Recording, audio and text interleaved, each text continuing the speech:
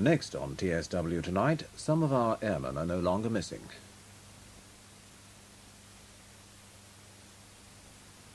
Why so worried, Robert? It's about my checkup. Next stop, the dentist. How many fillings last time? Well, only one. Oh, better than most, but even one isn't good enough. What you need is Colgate. Tastes nice. And what Colgate and every mum really wants is 0 fillings. We hope that will happen one day. But meanwhile, Colgate's always been one of the most effective toothpaste against fillings. And now, since they've introduced a new Colgate with an advanced fluoride system for even fewer fillings, it's even better. That's what I want. 0 fillings. And no other toothpaste comes closer. Nobody's working harder than Colgate for 0 fillings. In 1825, they said man would suffocate at speeds in excess of 20 miles per hour. In 1853, they said painting was dead. In 1900, it was declared that man would never fly. In 1954, lots of people still wondered if a man could run a mile in 4 minutes. And in 1963, they said that coal was a fuel of the past. How wrong they were. Never has there been a better time to choose coal, the fuel of the future.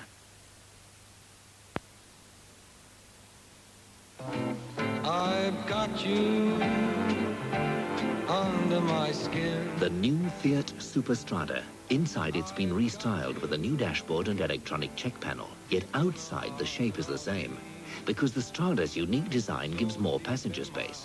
How much more? Well, enough to fit our biggest rival, the Ford Escort, inside. I've got you under my skin. Yet it still costs £694 less than the Escort. The new Fiat Superstrada. More space, less money.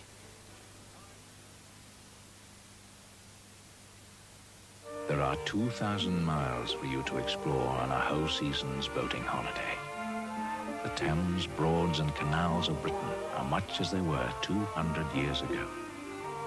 Call us now for your free whole season's brochure and see the unspoilt side of Britain. Sleep Easy's pocketed springs move like the keys of a piano, individually. They respond to your every movement, so they're always in tune with your body. Whoever you are, Sleep Easy, a little night music. Leo McCann is the narrator of our next program this evening. Some of our airmen are no longer missing.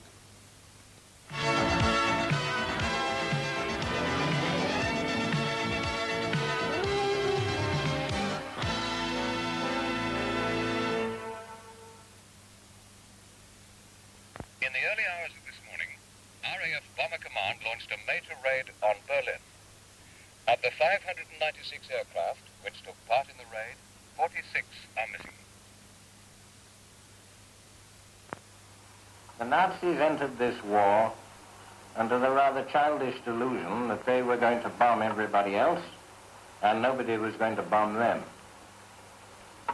At Rotterdam, London, Warsaw, and 100 other places, they put that rather naive theory into operation.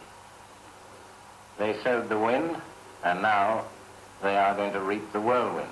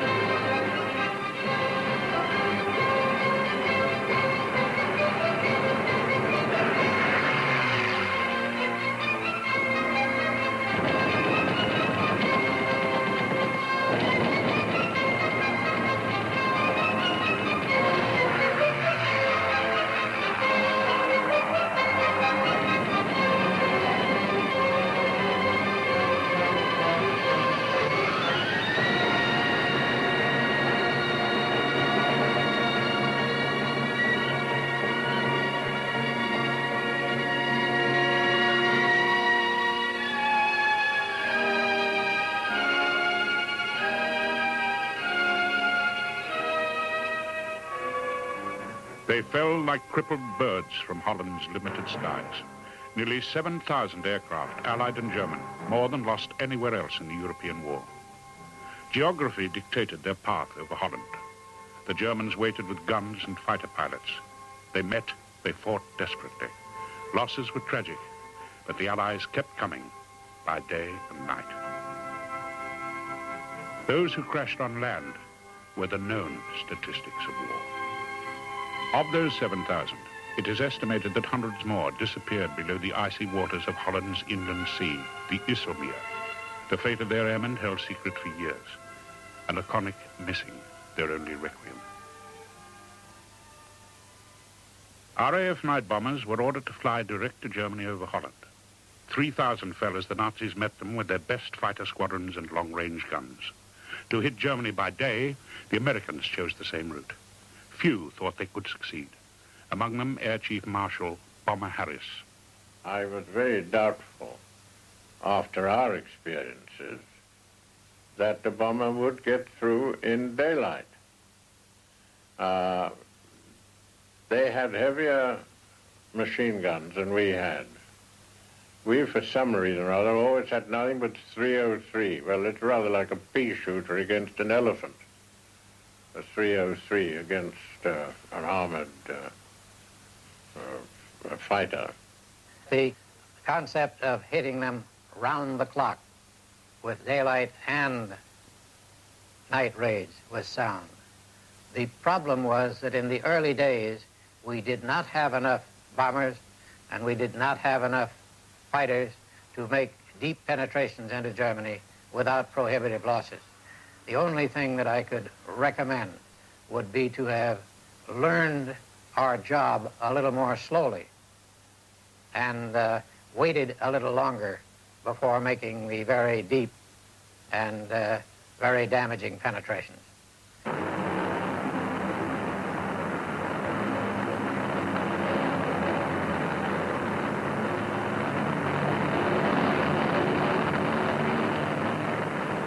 The Americans directed thousands of heavily armored bombers across Holland and added squadrons of escort fighters.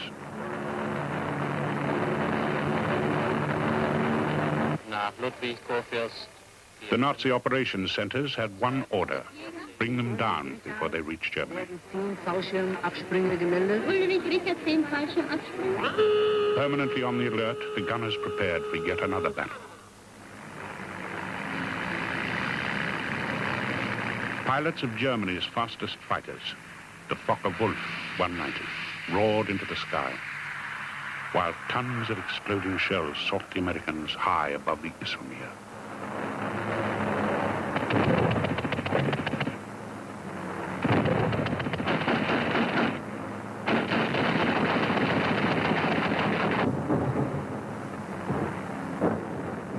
When the ack stopped, the fighter planes took over.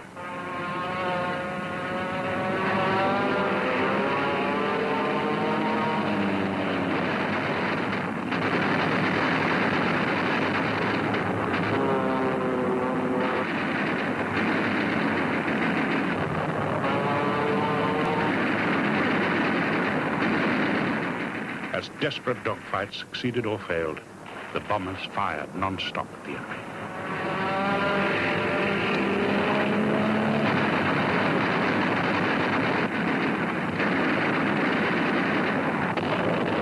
"2,000 day and night fighters, piloted by the cream of the Luftwaffe, were shot down over Holland.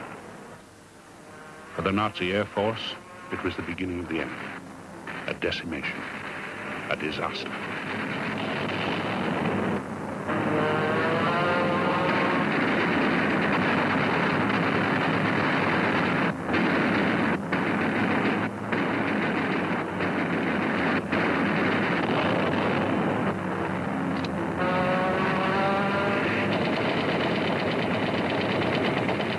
Both sides paid heavily as plane after plane disintegrated in the air, crashed to destruction, or plunged anonymously into the IJsselmeer.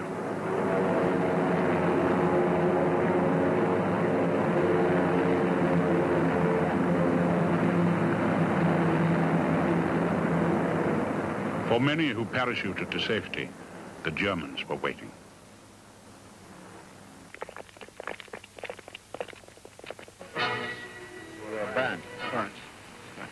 dangerous? Is it painful? No, it's not painful.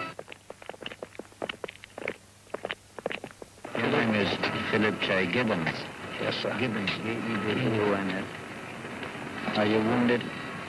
Twisted ankle. Twisted ankle, but that's all. You can walk after all. Yes. The responsibility of trying to prevent Allied aircraft penetrating beyond occupied Holland fell to General of the Luftwaffe fighter squadrons, Adolf Galland. Galland, who personally shot down over 100 Allied aircraft, recalls the days and nights of desperation. They began with very small formation. And, they had many losses for the time being. And then they came with fighter escort by Thunderbolts and Lightnings. And from this time on, we were not able to intercept the American formation as soon as possible. We had to take our fighter force back and to concentrate more fighters at a longer distance from the coastline. But nevertheless, on the way back, there were attacks at least up to the coastline. And therefore, many losses are over Holland.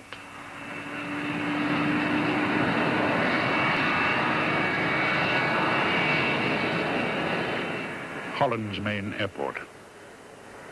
Where runways stretch today, old sailing ships were often wrecked. This was once a treacherous stretch of water which earned the name the airport bears today, Schiphol, ship's grave.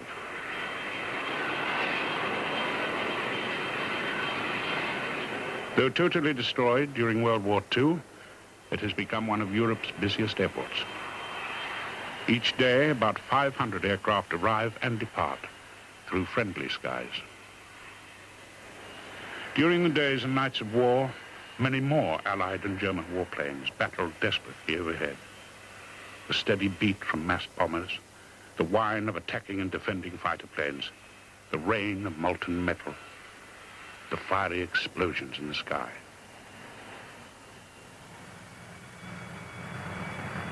Back at their English bases, American bombers which were hit but did not fall unloaded their wounded and their dead.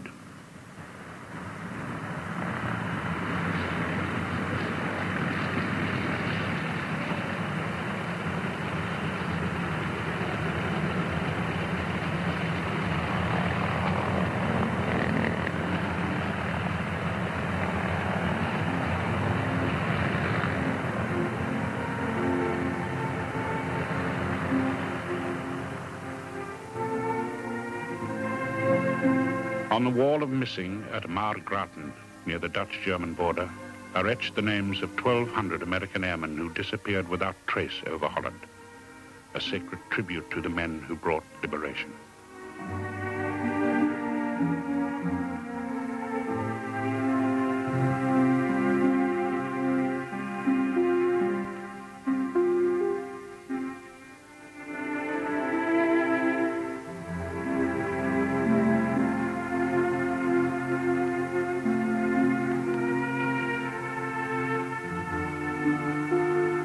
Another wall of missing at England's Runnymede adds some 20,000 British and Commonwealth air crews to the list of those whose fate remains unknown.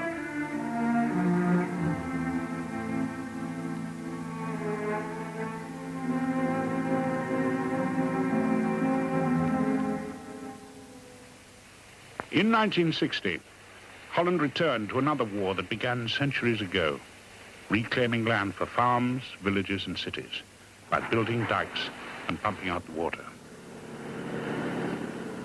Meter by laborious meter, retaining walls come together.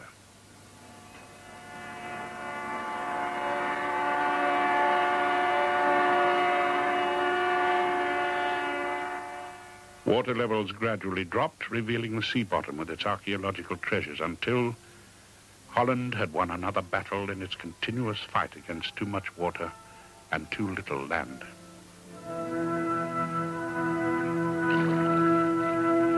But all wars claim their victims, the fish and the fishermen who for centuries harvested the rich waters.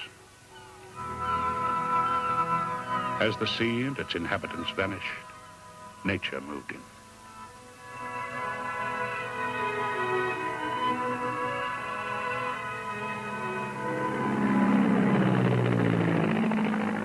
Man helped by aerial fertilization and the seeding of rushes which soak up excess water from the new land.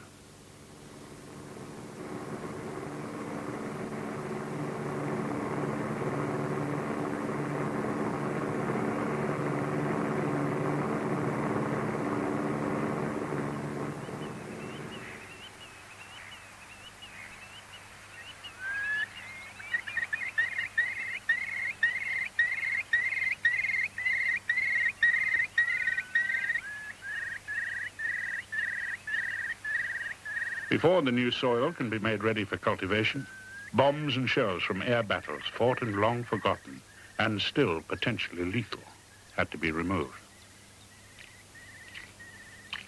As the former seabed became solid enough to support man, Gerrit Zwanenberg, chief of the Dutch Air Force recovery team, went to the site of an aircraft wreck.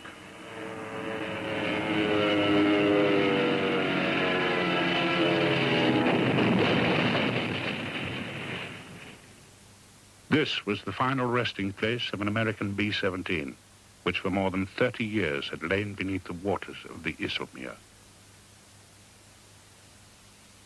Zwanenberg looks for personal items which may reveal the identity of the crew and the aircraft they flew. Here could lie the answers relatives have sought for years. First thing you do is establish the type of aircraft, and just a tiny piece like this might be enough, because you see there is a part number on it, 129, and the 29 stands for short 29, meaning the short Sterling. Also on it is a small factory inspection stamp, and it says here SHB, meaning Short and Harlot and Belfast. So this tiny piece tells me that this is a Sterling which was built by Short and Harlot and Belfast, meaning again that I can forget all those Sterlings which have been built in Rochester or by the Austin factories. You see, it's a process of elimination. Then what you do is look at the ammunition, and this one is from 1942, because on every shell there is the year stamped in.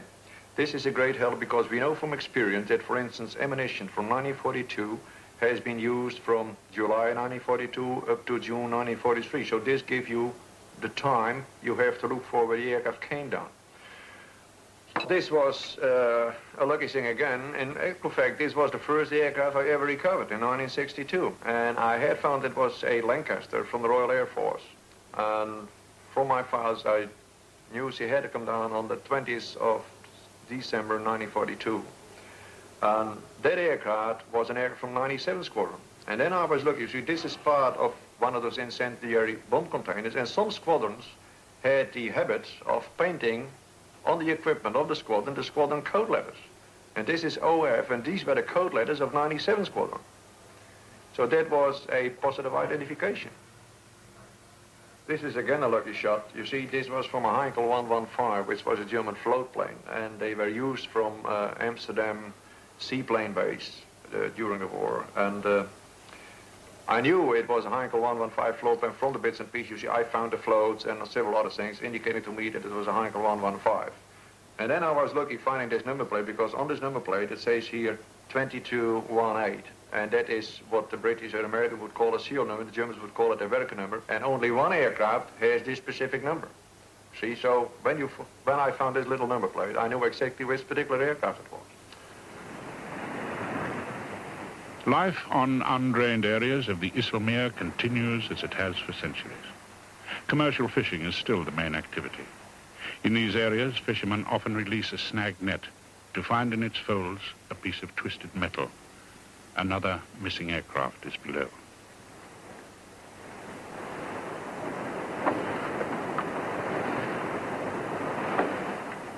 Lazy windmills still pump water from the land, driving it along canals through this low, flat country which nature could not drain. The massive Barrier Dam, 30 kilometers long and 90 meters wide, holds back the hungry waters of the North Sea.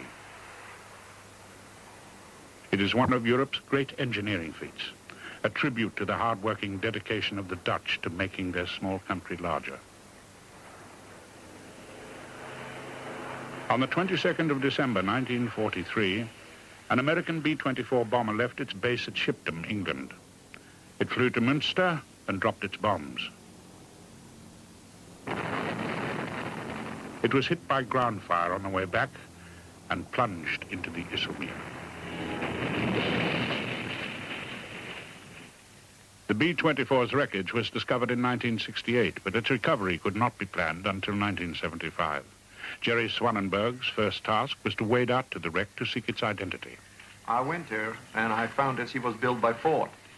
I also found that the markings on the aircraft were outlined in red.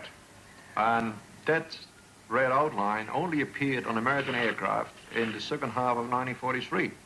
So that again gave you a rough indication.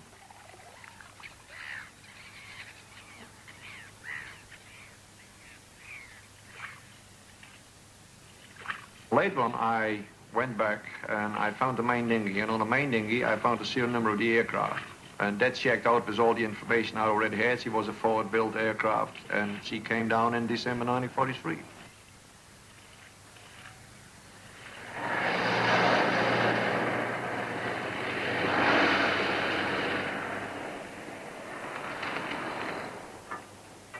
As the wreck was in shallow waters, 1,200 meters from the shore, the Dutch Air Force recovery team and the Army engineers built a raised road over the water to where it lay. The Air Force recovery team would soon learn that of the 10 crew who flew the aircraft's last mission, 5 died trapped inside, 4 parachuted to their deaths, and 1 man survived.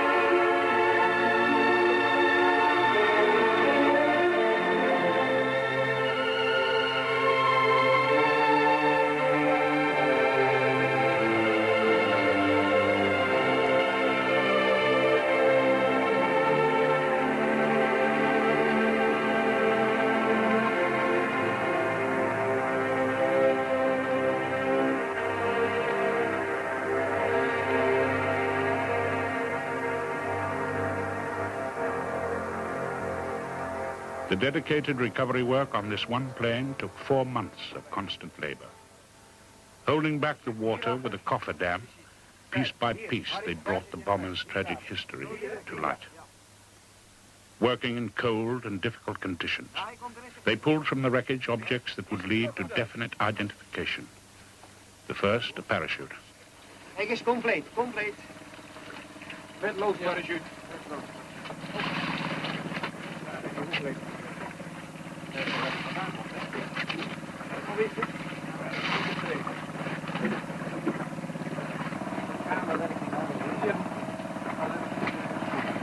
And then the remains of those no longer missing, of the 5 who died with their aircraft, eventually to be returned for burial in America at the request of their kin.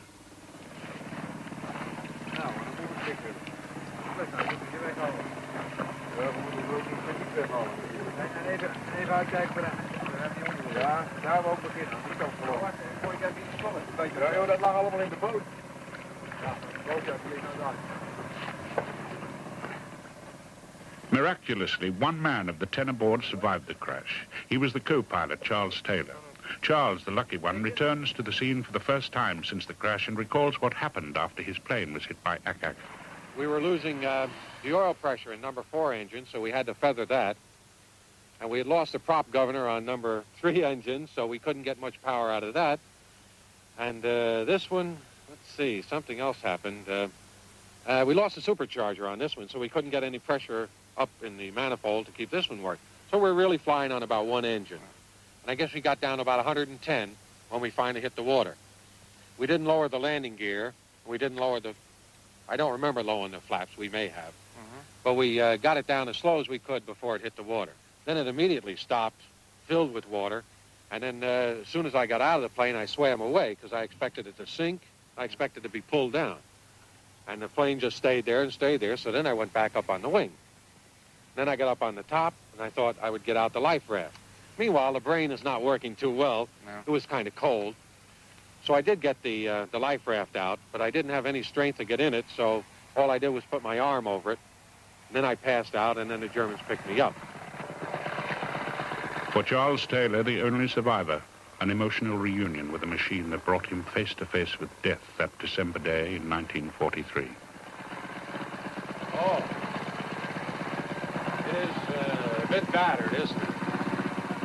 Yes. It's that better, Charlie. Yes. Oh, boy.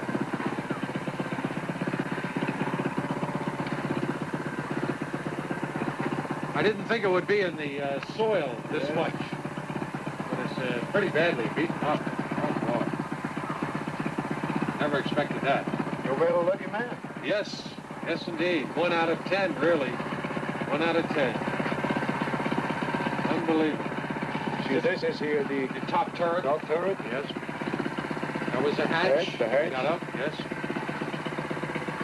Part of the pilot's compartment. Yes. Every relic had to be carefully removed, washed, and identified. Years of immersion could render unstable bombs, cartridges, or pressurized tanks.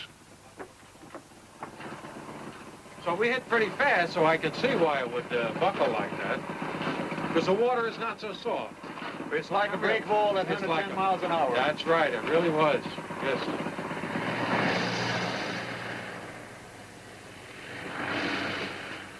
Thoughts of his friends, of what the war meant, and why he alone should be alive, move with Charles Taylor along the road from the wreck.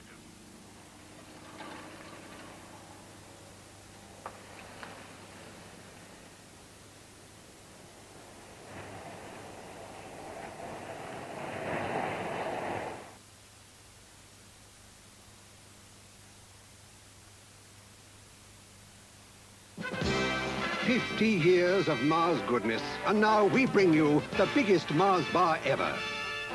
Even more milk, more glucose, more sugar, and more thick, thick chocolate in a bar that's bigger than ever before.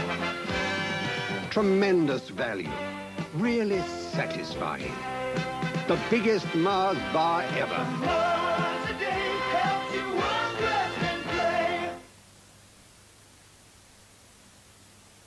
Now there's Ultra Bright to get you noticed. Take Cindy. For 3 weeks, Cindy had flown with Captain Jim Sinclair, but Jim thought Cindy was strictly coffee, tea, or milk. Then Cindy discovered Ultra Bright. It made her smile dynamite white, dynamite fresh. It got her noticed. That night, Cindy and Jim took off together. Her feet haven't touched the ground since. Fly Ultra Bright for a smile so ultra white it gets you noticed. Look alive, Crow, did you hear? You'll never grow a relaxed tea bush by shouting at it. And without relaxed bushes, we wouldn't get the relaxing flavor of Thai food. Our bushes are warmed by the sunshine as you warm the pot. They get just the right amount of fresh water, and then they stand till perfect. In fact, they're grown just the way you make a pot of tea. Relaxing Thai food, because that's how it grew. It's Madeley's £1 million winter sale with these great introductory offers. This hollow fibre polyester filled continental quilt is just $19.95 for the double size, with singles at only $15.95. And with every single-size dolly mixture quilt cover you buy at $14.99, we'll give you this matching pillowcase absolutely free. Buy the double size at $19.99 and you'll get 2 free. Choose from 3 designs, but hurry, they're only at Madeley's at these prices while stocks last. If you like a bit of this and quite a lot of that, enjoy a touch of boom, and we'll show you where it's at. Bucklands makes it fun. Bucklands is the one. Bucklands let you know that your holiday's begun. We'll give you a, you can do a, and it's true that everything's free. If you like a touch of this and quite a lot of that, take a Bucklands holiday for lots of this and that. Get the brochure now.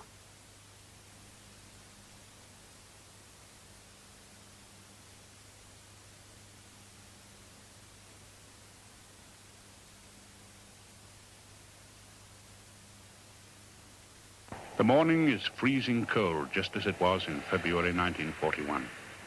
In the second car is John Hall, sergeant gunner in the rear of a Wellington bomber, which crashed in that month on the ice-covered Isselmere. Injured, he was pulled by his mates from the wrecked plane and dragged on a parachute across the ice, captured and imprisoned. A dead comrade remained in the plane. For John Hall, this was also his first return to the site of this crash. Once water and ice covered, now farming land. This is the spot where we found your aircraft in October 1967. Oh, that's... And you see, it's quite a different scenery from the time you came down. Yes, it certainly is. How thick would the ice be? Well, it was quite a severe winter in 1940, 1941. I think it should have been 13, 14. I told Mr. Swanenberg the other night, he brought me a great deal of consolation. Although our crewmate was killed, there's always that feeling you want to get them out. And we couldn't, and it was depressing. That was my main thought, actually, and I'm sure it was of the others, but we didn't speak of it. And, but you were out in time. Just about. Well, I said I would give you something. Well. And this is one of the shells you shot. Oh, that's fantastic. I hope you like it, and yes, keep it as a memento. I'll treasure this. Yeah. So, thank you very much, Mrs. Swanberg. My pleasure.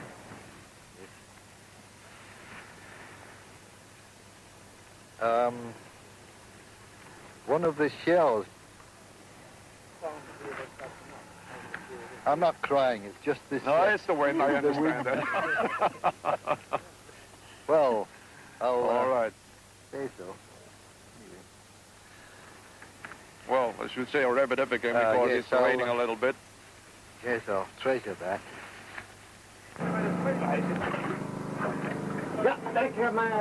The humane work of the Dutch Air Force continues as fragments of personal belongings and lost aircraft are sifted for identifying clues.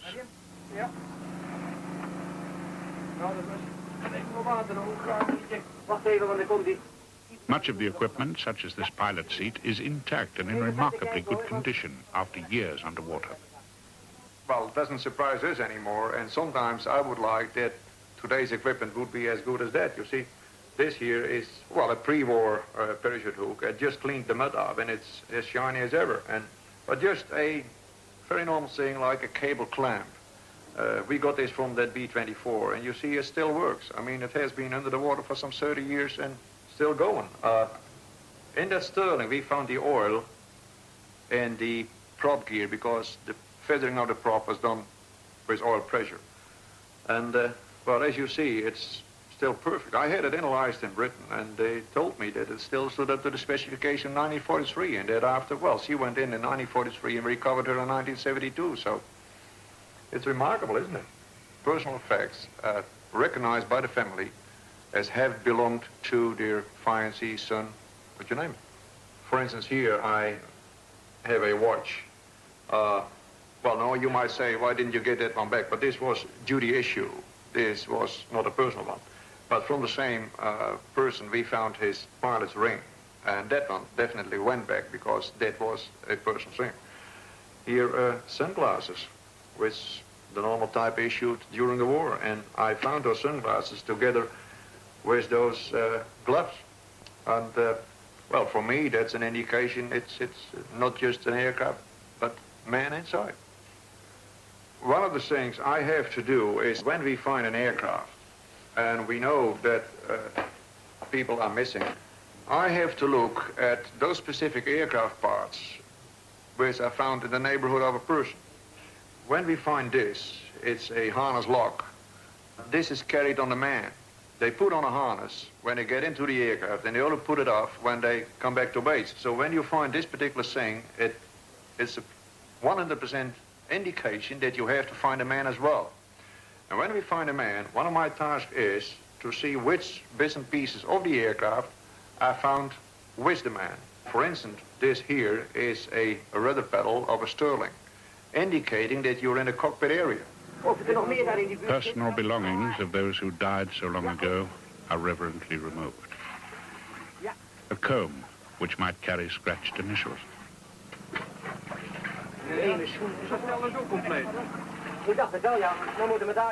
These overshoes a pilot once wore against the high-altitude cold.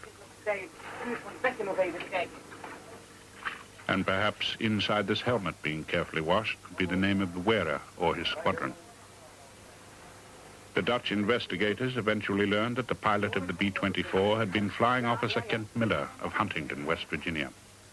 His brother, Eugene, remembers the day he was told that Kent had been found. Well, yes, I don't think I'll ever forget the day. I was in my office, and my receptionist said that an Army major wanted to see me, and being the type of fellow I am, I said, well, tell him I'm too old. I don't want to enlist in the Army. And she told me then it was something personal that she wanted to see me about, and I couldn't realize why an Army major would want to see me at this late date in life. And so when he came in, he was very sober, and then I thought started thinking, and thought it had to be something to do with my brother. And when he told me well, it was a shock, a very definite shock. But after I got my feelings back together, I was very glad to finally find out exactly what did happen. And it was a shock, but I never will forget the day. Never.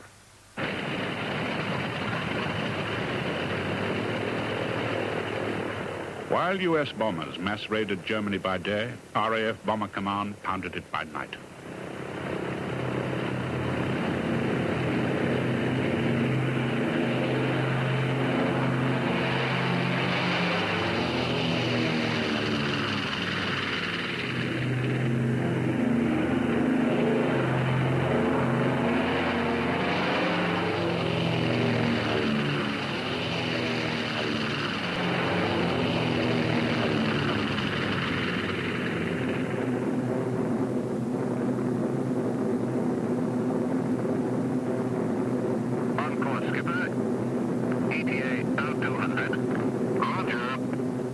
Throughout World War II, the skies over Holland, day and night, held the balance between two massive objectives. One, the Allies' determination to bomb Germany into submission. The other, the Nazis' grim effort to preserve what they had.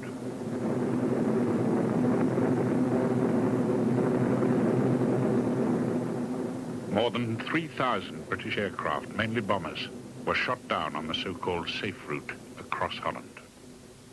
That was the point of entry into Germany, where the German fighters were under full control in their boxes and by their ground controllers.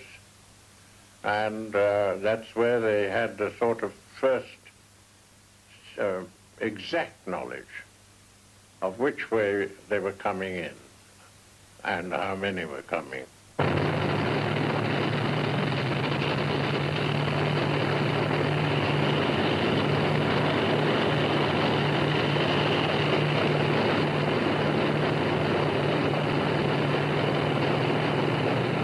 The Germans were waiting with their night fighters and anti-aircraft guns, prepared for the Allied planes coming and going.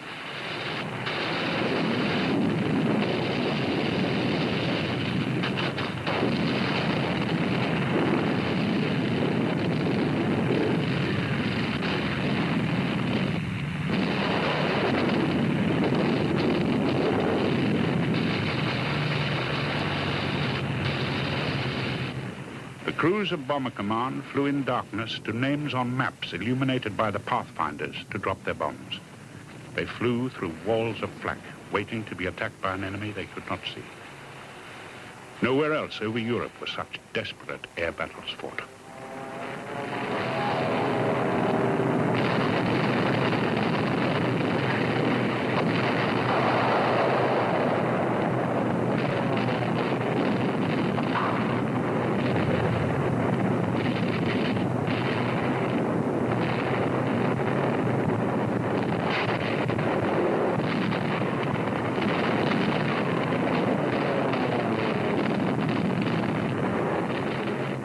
Some would reach home again, and some would not. Sergeant Brian Bacon was one who did not. He was navigator on a Sterling bomber shot down on May the 13th, 1943. His sister Beryl remembers her reactions when told her brother's remains had finally been found by the Dutch Air Force. Well, it was a stunned silence at first, quite honestly, but after that, I was very relieved. I can't say I was happy, that's not the word I want, but I was pleased that at last he had got a resting place. We knew where he was, and we knew that he'd obviously died instantaneously and that he hadn't suffered, he hadn't been a prisoner, he hadn't wandered the countryside even, you know.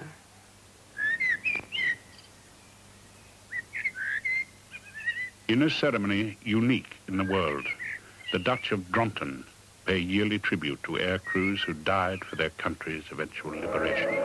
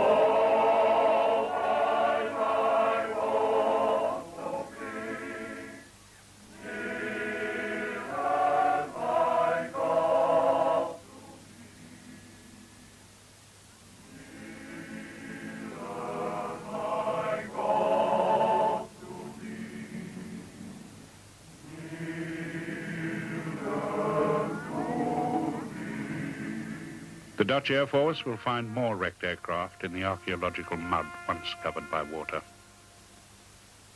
More of those who died on duty will be named. The qualification implied by the word missing will end, and many people in many countries will have the knowledge they sought for so many years. Still sad, but without the doubts of the unknown. Missing. It's a very vague, horrible word. From the point of view of your family, it's worse than being dead, I would say. You hardly ever saw anybody die, unless somebody in your own crew was killed. It was just a face there in the morning, eating breakfast with you, and in the evening he's not there. And of course, Bomber Command was so efficient that if you lost 3 or 4 crews off your squadron, you got back at 6 o'clock in the morning, you went to bed. When you got up at lunchtime and went in the mess, replacements were there. Karl-Heinz Villiers was a German fighter pilot ace with 54 kills on his record. He was killed too on April the 8th, 1944, while leading an attack on American B-24s. Lieutenant Schild, who was flying with him in another German fighter plane, recalls the day of his death.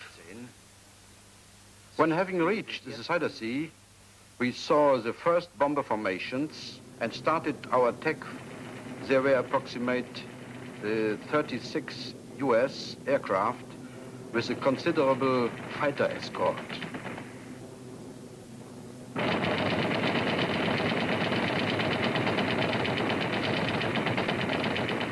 Charlie shot a Liberator down, and after the attack, we flew over the unit off into the sun.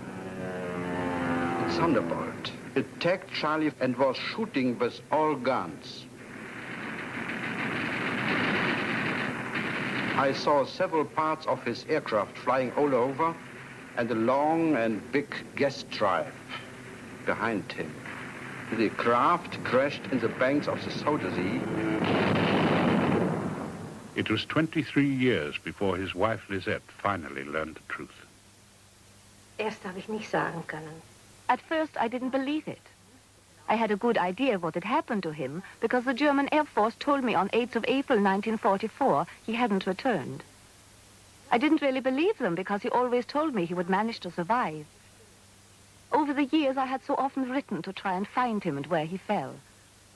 When the Dutch Air Force told me they'd found a Vockerfield that crashed on 8th of April 1944 and identified Charlie, then I believed it. Carl Willius was buried by the Dutch at Isselstein Cemetery outside Nijmegen. In this cemetery lie more than 35,000 Germans killed in action. For the commanders who led them, their death was a reality they lived with.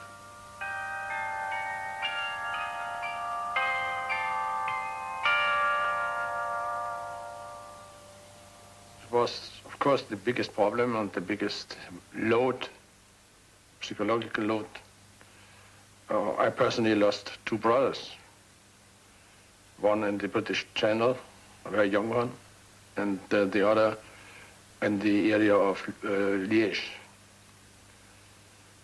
So I know exactly the feeling, and in my quality as wing commander, responsible for 120 fighters, I had every week a funeral. And I must say, it is even much better to have the body and to bury the body than to be in a position not knowing what happens with this man.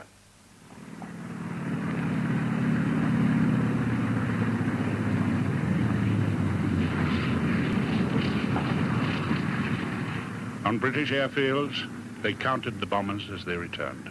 Some unscathed, others with wings or tails shot away. And inside many, the dead, the wounded, and the shocked. It was just another day, another mission.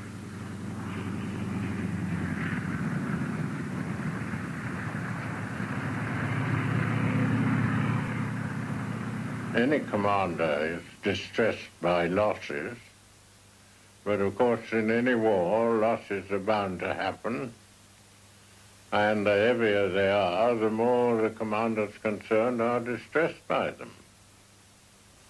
But there's little that one can do about it. One felt that he was almost usurping deific prerogatives because you sent men in to die. You knew from actuarial experience about how many would die on each mission. There were some differences, of course. You couldn't say who, but you could say after a while, with almost surety, how many. And you had to equate that against the damage done and the extent to which it had shortened the war.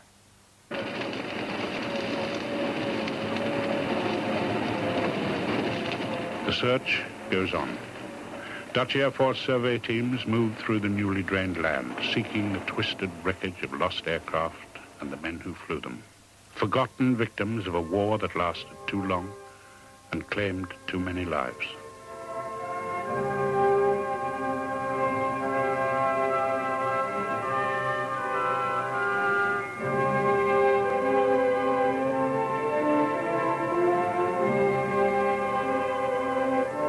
Of the 150 planes recovered so far by the Dutch Air Force, 60 shattered Allied and German aircraft have been found in the Ijsselmeer area. How many remain? Well, we might find a few, but compared to those many missing, it's only a very little bit. Because you see, quite a lot of those missing aircrew, they came down in the North Sea. And the North Sea is very deep, it will not be drained, and it's really impossible to recover any aircraft from there. So we might find a few, and I sincerely hope we will do, but not all that many, I'm sorry to say.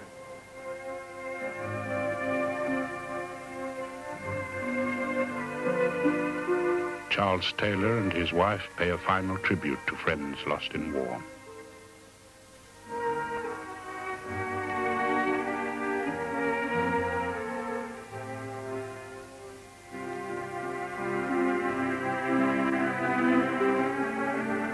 But what does the Dutch Air Force recovery work mean to families and friends who have clung to hope for so many years? The work that is being done by the Royal Dutch Air Force and the fact that they are finding these people, this is giving a greater peace of mind to their relatives who have wondered for 30-odd years whatever happened to them. I don't think it matters where a person dies, particularly, but I think it's nice to know where it happened and not to be left vaguely wondering whether there's some remote miracle that he might be alive somewhere. It's gratifying to know that what did happen. And I think it's better to have them home and know where they are. And I was very pleased to be able to bury my brother alongside of my mother and father. And that was very gratifying to be able to bring him home where he belonged.